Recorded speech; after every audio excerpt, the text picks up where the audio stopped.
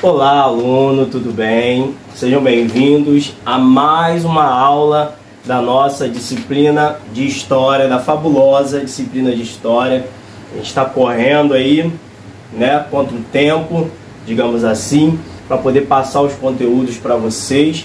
Tem muita coisa para a gente estudar, então eu estou tentando, né, linkar aí os principais pontos de cada período, né, que nós estamos tratando do período do Império Romano, perdão.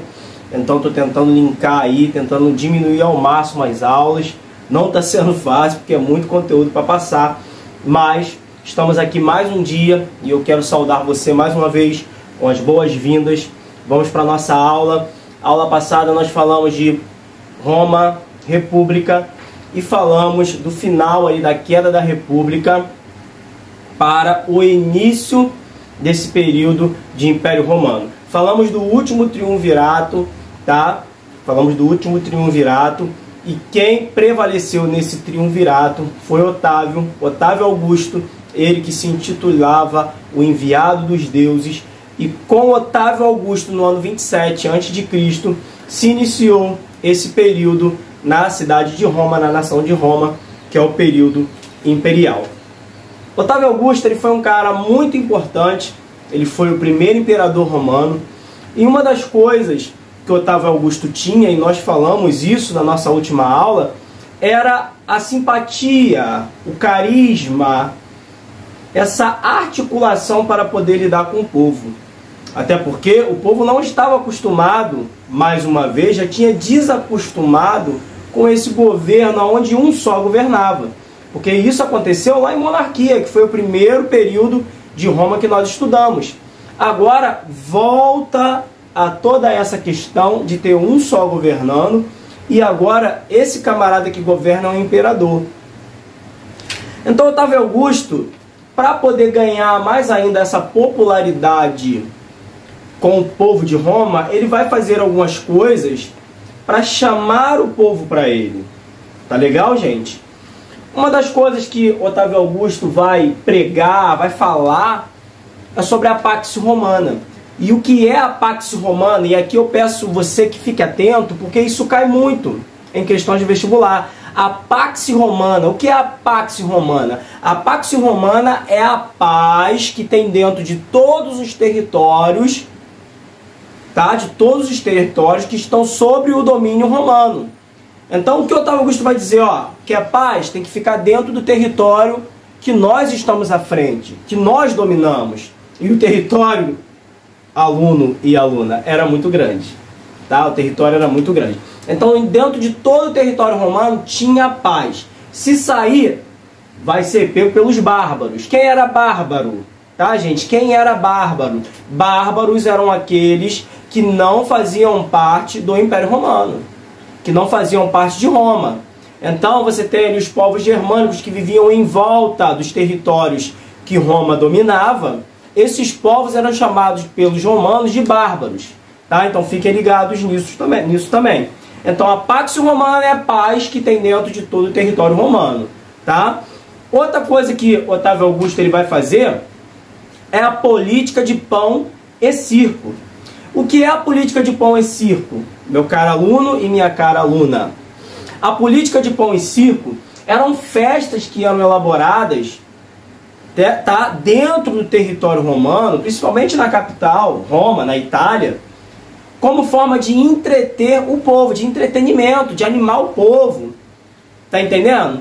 E antes dessas festas acontecerem, o que o governo fazia? O governo, né, do imperador dava pão para o povo.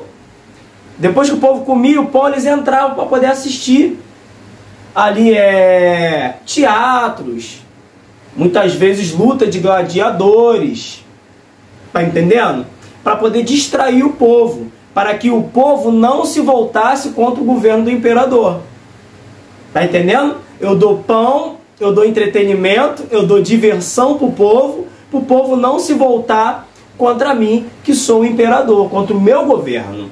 Então essa era a política de pão e circo, distrair o povo, para que o povo não se volte contra o imperador. Isso é muito importante também. Vou botar tudo aí na telinha descrito para você, é claro, como eu sempre faço.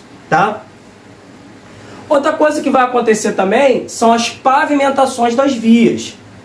As vias que eram de barro, de terra, agora não, agora elas vão ser pavimentadas, vão ser colocadas pedrinhas. Vou botar também na telinha aí uma pavimentação romana para que você possa ter acesso.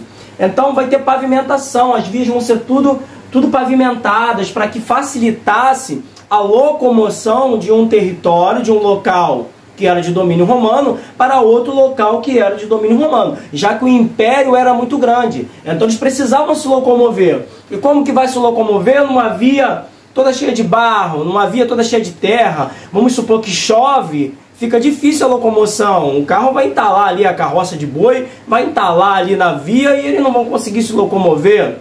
E por muitas vezes eles precisavam se locomover, quase que sempre, para poder fazer guerra. Porque Roma, nesse período imperial e no período republicano, que foi o último que a gente falou, Roma tem sede de território. Quanto mais território eles ganharem, para eles é melhor. Por quê?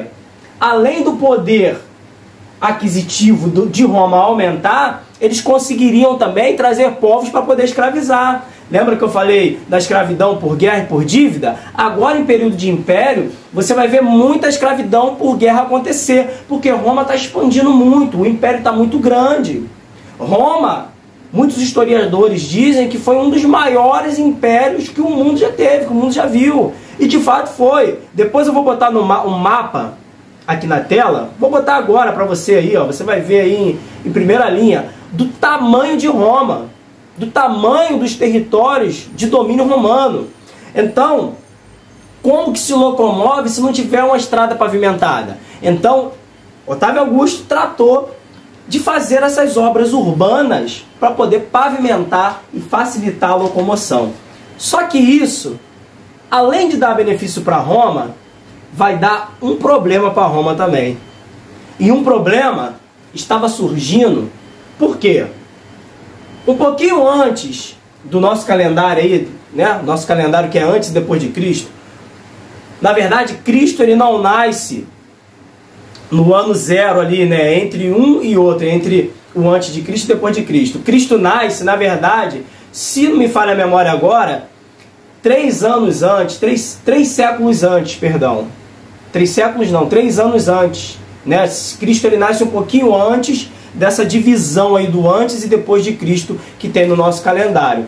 Mas enfim, Cristo nasceu, Cristo cresceu, Cristo pregou, Cristo ensinou e com isso ele formou um grande exército, tá? Um grande exército que eu digo assim, no âmbito religioso. Ele formou seguidores, ele formou pessoas que vão matar, que vão morrer, que vão brigar e que vão defender o cristianismo. E o cristianismo vai ser um problema para o Império Romano. O Império Romano já tinha um problema que eram os judeus. E eu vou te explicar já já por quê. Só que agora não tem mais um problema, não tem só os judeus. Agora eles têm mais um problema, que é o cristianismo. E por que que o cristianismo vai se tornar um problema para Roma? Primeiro, Roma era regida por uma religião politeísta. O que é uma religião politeísta? É uma religião em que existem vários deuses. Deuses pagãos. Deuses esses que tinham aí um link entre os deuses gregos e os deuses romanos. Porque a cultura grega influenciou muito nos romanos. Porque, vê se você lembra, os gregos também foram um dos fundadores da cidade de Roma. Lembra que a gente falou lá em monarquia, lá atrás? Por isso que é importante a gente ver as aulas em sequência. Só que agora está nascendo uma religião monoteísta, ou seja, que adora somente um Deus. Na verdade já existia o judaísmo, que vivia em conflito com o Império Romano, mas agora vem o cristianismo. Agora são duas religiões que vão ir contra os princípios romanos. E um dos princípios romanos que vão ser atingidos pelo cristianismo é a questão do imperador ser colocado como Deus. Porque o cristianismo ele acredita em só um Deus, em um Deus único. E agora os cristãos que estão, as pessoas que estão se convertendo ao cristianismo dentro do Império Romano, não querem mais ver o imperador como Deus, não vão adorar como um Deus. E aí, por eles não adorarem o imperador como Deus, o que o imperador vai ordenar? Persigam os cristãos. E agora, então, começa uma grande perseguição contra o cristianismo dentro do território romano. Só que quanto mais eles perseguem esses religiosos cristãos, mais eles crescem. Mais eles crescem. E pelo fato de haver a pavimentação, conforme eu falei, que era um ponto muito positivo, mas um ponto muito negativo, o cristianismo ele vai ter facilidade de se propagar, porque existem estradas. Os cristãos podem se locomover e ir passando. Eu ouvi falar de um cara chamado Jesus Cristo que nasceu 3 anos antes do que está escrito no calendário, que ele seria o divisor de água para a história, ele seria um grande divisor de água para a história, aquela coisa toda. E aí vão se propagando, e ele pregava o amor, ele pregava a paz, ele pregava isso, aquilo, outro, e começam a se converter muitas pessoas, e isso para Roma é um grande problema, porque está indo contra os princípios religiosos pagãos que já faziam parte da fundamentação desse povo romano. Então o cristianismo foi um grande problema. Eles vão levantar uma grande perseguição aos cristãos e aos judeus que já eram perseguidos por serem monoteístas também, adorarem só um Deus. E um dos imperadores que vai levantar uma perseguição, e essa é a primeira grande perseguição contra os cristãos, é Nero. Nero ele é um camarada que viveu do ano 54 a 58 depois de Cristo. Ele dominou, ele foi o imperador romano entre os anos 54 e 58. E ele vai fazer uma grande perseguição. Nero, por ver que não tinha uma maneira, como é que eu posso dizer? Uma maneira bem empoderada de perseguir os cristãos, ele vai armar uma grande situação. Ele vai ordenar, muitos historiadores dizem que não foi ele o responsável pelo grande incêndio de Roma, mas uma grande maioria diz que foi, e eu prefiro acreditar que foi sim. Porque Nero, ele queria construir um anfiteatro em Roma, e algumas pessoas, alguns líderes da cidade, quiseram meio que embargar essa obra de acontecer. Para construir esse anfiteatro, o que ele vai fazer? Ele vai já existia uma construção nesse local, aonde ele queria construir um anfiteatro. E ele, por ser um cara muito incisivo, um cara bem, digamos que ditador, um cara cruel, um cara mau, ele faz o quê? Ele ordena um grande incêndio em Roma. E, segundo a história, no dia 18 de julho de 64 depois de Cristo, Roma vai ser incendiada. Roma era uma cidade construída com madeiras, com palhas. E para quem sabe e para quem não sabe, madeira e palha, principalmente a palha, ela tem muita facilidade de pegar fogo, ela é muito inflamável. Então a cidade de Roma, em torno de 2/3 da cidade de Roma, foi toda destruída e toda queimada. E reza a lenda que enquanto a cidade estava sendo queimada, Nero estava no seu palácio tocando harpa aos risos. Então tudo indica que ele foi o culpado pelo incêndio de Roma. Só que Nero não incendeia Roma à toa. Algum culpado teria que ter para esse incêndio. E quem vai ser o culpado pelo incêndio? Os cristãos. Os cristãos vão ser culpados pelo incêndio. E quando os cristãos são culpados pelo incêndio de Roma, a perseguição se torna muito mais acirrada contra os cristãos. Então, uma das marcas do Império Romano também é a perseguição contra as religiões monoteístas. Tá, gente? O Império Romano, ele vai ter uma divisão. E isso vai acontecer de forma carimbada no ano de 1054 depois de Cristo, no Cisma do Oriente. Só que antes disso, a Igreja Católica ela já vai se dividir e o Império Romano ele já vai se dividir também. De um lado vai ficar a capital Roma, na Itália, De um outro lado, vai ficar a capital Bizâncio, que corresponde hoje ao território de Istambul, na Turquia.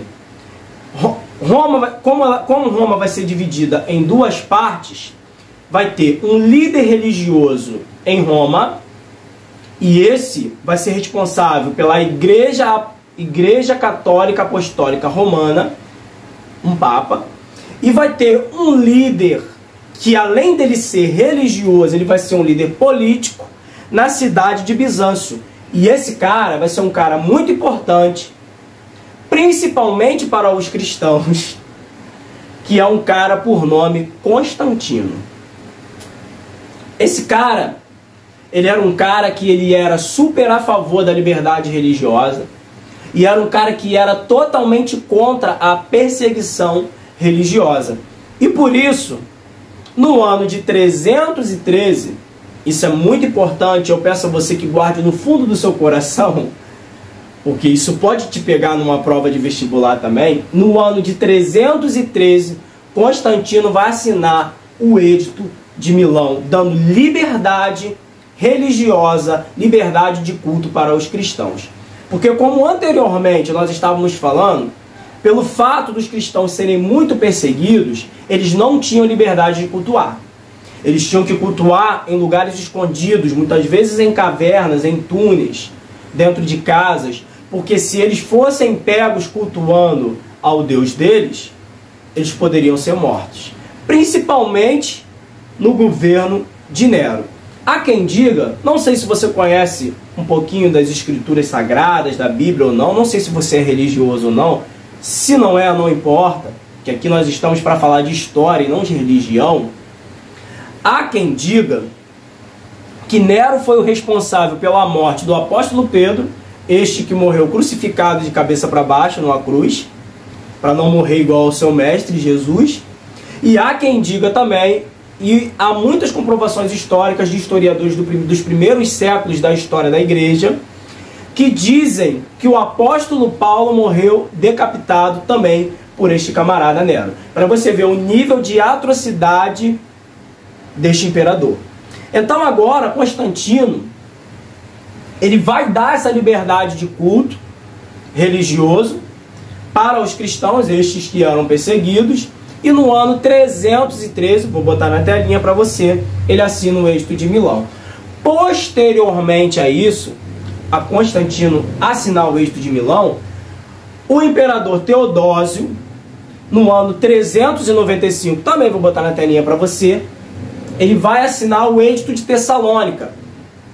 E o Edito de Tessalônica ele foi mais importante ainda para os cristãos, porque o Edito de Tessalônica ele institui o cristianismo como religião oficial do Império Romano. Então 395 lacra de vez o fim da perseguição definitivamente, e agora, aliás, 313, o fim da perseguição aos cristãos, liberdade de culto, Edito de Milão.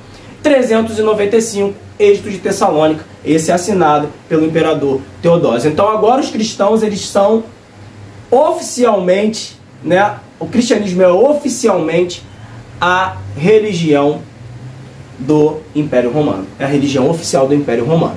Então esses dois editos que foram assinados são muito importantes para a nossa compreensão, e isso cai bastante nos nossos vestibulares. Como eu já disse, o Cisma do Oriente divide, né, a Igreja Católica Apostólica Romana, que é a igreja que vai ficar na capital, Roma, e a Igreja Ortodoxa vai ser a igreja que vai ficar em Constantinopla, tá? Que era conhecida como Bizâncio. Posteriormente, em homenagem a ele, a Constantino, o nome vai ser mudado de Bizâncio para Constantinopla, que fica hoje ali no território da Turquia. Lá na frente, a gente vai ver, mais lá na frente, né, porque esse império bizantino, né, o império a qual Constantino ele vai liderar, ele vai durar aí por mais um século, tá? Mas lá na frente a gente vai ver a queda desse império bizantino com a invasão dos turcos otomanos em 1453. Mas isso aí já é o final, tá? tá, da Idade Média. A gente nem entrou na Idade Média, tá? A gente ainda está finalizando aqui a Idade Antiga, tá? O período da Era Cristã, conforme eu já tinha explicado para vocês numa outra aula. Outra coisa que vai acontecer, gente, e agora eu quero entrar na crise do Império Romano. Esse império esplendoroso, que nós já vimos aí na telinha, o tamanho dele, esse império extremamente militar, com um exército totalmente fortalecido. Só que agora nós vamos ver a crise do Império Romano. E a crise do Império Romano vai começar simplesmente, o primeiro ponto para a crise do Império Romano é a falta de escravos. E por que que isso vai acontecer, professor, a falta de escravos? Muito simples, porque Roma já estava muito grande. Roma agora já estava tendo dificuldade de expandir mais o seu território. E não sei se você lembra, quando Roma expande território, ganha território, ela consegue capturar estrangeiros, trazer para dentro do território dela e escravizar essas pessoas. Só que por causa dessa falta de escravos, né, por ela não expandir mais e não conseguir mais trazer escravos, vai começar a acontecer uma crise escravista. Uma crise de falta de mão de obra dentro do território romano. Uma crise também no exército romano. Exército esse que defendia as fronteiras romanas, que agora já eram consolidadas. Já existiam ali os parâmetros das fronteiras romanas. Então, a falta de escravo vai prejudicar e vai iniciar uma grande crise dentro do Império Romano. Outra coisa que vai acontecer, como eu já falei, as fronteiras começam a ficar enfraquecidas. Por quê? Está faltando soldado para poder defender aquelas fronteiras. Porque Roma não está conseguindo trazer gente para dentro. Então começa uma crise escravista, uma crise administrativa. Começa a acontecer brigas também entre os líderes desses territórios consolidados por Roma. Porque o imperador ele não tinha acesso a tudo, gente. Era muito grande o território, então ele tinha que colocar ali governadores de províncias, eram províncias, né? Várias províncias romanas, governadores, e esses governadores começam a agir com corrupção, a roubar, a não enviar os devidos impostos para o imperador e para a capital. Isso vai fazer com que Roma comece a cair de forma econômica, de forma militar, porque não está entrando escravo, não está tendo mais expansão de território, não está tendo mais tomada de territórios. Isso vai gerar uma crise dentro do Império Romano. E outra coisa que vai acontecer, que sempre aconteceu na verdade, são as tentativas de invasão bárbara. Quem eram os bárbaros? Os povos que viviam em volta do território de Roma. Só que antes Roma estava com as fronteiras fortalecidas, porque Roma estava em campanha militar, estava trazendo gente para dentro e colocando soldados nas fronteiras. Só que agora as fronteiras começam a ficar enfraquecidas. E se começam a ficar enfraquecidas, esses povos que já ficavam tentando entrar em Roma para poder saquear, para poder roubar, para poder matar gente importante, agora com as fronteiras enfraquecidas eles vão ter facilidade de entrar, que são os bárbaros, são as tribos bárbaras. E outra coisa também, lá na ponta do mapa, lá do outro lado do mundo, digamos assim, existia um povo que tinha por nome os Hunos, que tinha como imperador um camarada chamado Átila o Huno. E esse povo ele não era bárbaro, como esses bárbaros que Roma estava acostumado a lidar ali em volta das fronteiras. Esse povo era muito bárbaro. Reza a lenda que esses camaradas eles tinham uma grande arte de cavalgar. Eles eram grandes flecheiros. Eles usavam o arco flamejante. O arco que na ponta da flecha existia fogo. Eles botavam fogo ali na ponta da flecha. Reza a lenda que eles conseguiam dar flechadas de lado direito, lado esquerdo, flechada de costa. Reza a lenda também que eles conseguiam travar as pernas deles no cavalo e ficar por baixo do cavalo dando flechada para que o inimigo não acertasse eles estando em cima ficaria mais fácil de acertar. Reza a lenda também que eles andavam com a perna arcada. Não dá para vocês verem minhas pernas aqui, porque quando eles desciam do cavalo, Eles tinham a perna arcada de tanto ficar em cima do cavalo, cavalgando. Então esses camaradas eram muito bárbaros. E eles vieram de lá da ponta, lá da Mongólia, lá da China, entrando nessas cidades que estão pelo caminho, no caminho até Roma. E os povos que ouviam falar que eles estavam vindo, começavam a ir em direção a Roma para fugir dos hunos.